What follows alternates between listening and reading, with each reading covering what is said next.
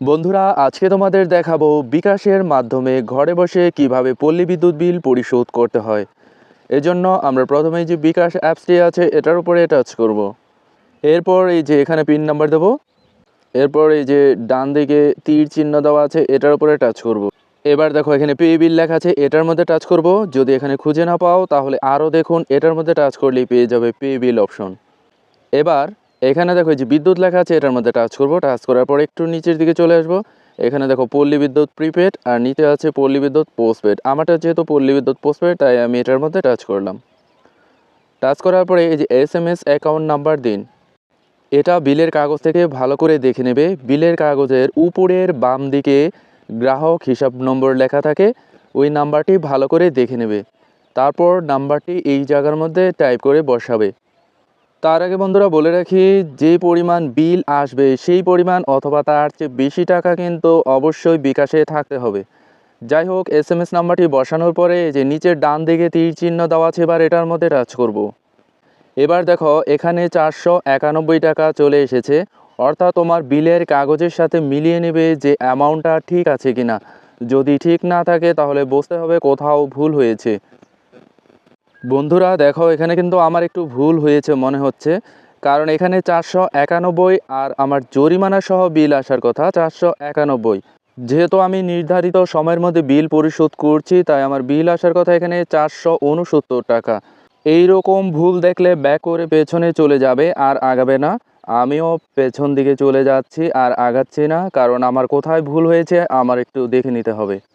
বন্ধুরা, আমার ভুল হয়েছিল বিলের মাস।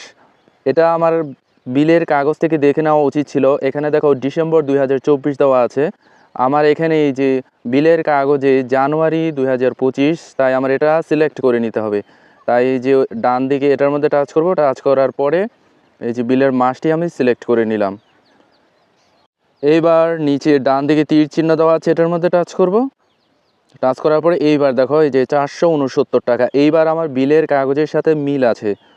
তার মানে আমি এখন পরের ধাপে এগিয়ে যেতে পারি। এই যে নিচে দেখো পরের ধাপে যেতে ট্যাপ করুন, এই যে ডান দিকে যে তীর চিহ্ন দেওয়া আছে এটার মধ্যে টাচ করব।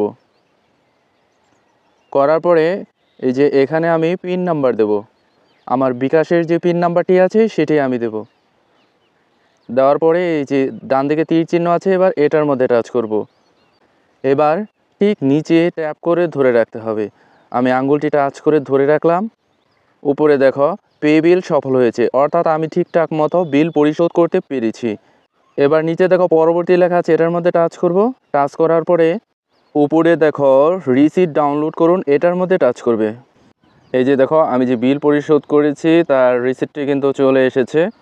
এবার তুমি এটা যত্ন করে 1 মাস অন্তত রেখে দেবে, কারণ তোমার পরের মাসের বিলের সাথে যদি এই বিলটিও যোগ হয়ে চলে আসে তাহলে তুমি এই রিসিটটি নিয়ে তুমি বিদ্যুৎ অফিসে চলে যাবে। সাধারণত কোনো সমস্যা হয় না, তবে এটা জাস্ট যদি কোনো সমস্যা হয় তার জন্য এটা যত্ন করে রেখে দিতে হবে। এবার তুমি যে এটা ডাউনলোড করলে এটা কোথায় পাবে সেটা তোমাদের দেখাচ্ছি। যাই হোক, এটা ডাউনলোড করার পরে তুমি ফাইল ম্যানেজারে চলে যাবে। ফাইল ম্যানেজারে গিয়ে ডকুমেন্ট নামে একটা অপশন পেয়ে যাবে। ডকুমেন্ট অপশনটি ওপেন করে নেবে। ওপেন করলে সবার উপরেই তুমি পেয়ে যাবে তুমি এই মাত্র যে বিদ্যুৎ বিল পরিশোধ করলে তার রিসিপ্টটি। এই যে দেখো ডকুমেন্ট অপশন, এবার এটার মধ্যে টাচ করব। এবার দেখো এখানে অনেকগুলো PDF আছে। তো যেহেতু আমি এই মাত্র রিসিপ্টটি ডাউনলোড করেছি তাই সবার উপরে এটার মধ্যে টাচ করব। টাচ করার পরে এই যে দেখো পল্লী বিদ্যুৎ বিলের রিসিপ্টটি কিন্তু দেখতে পাচ্ছি।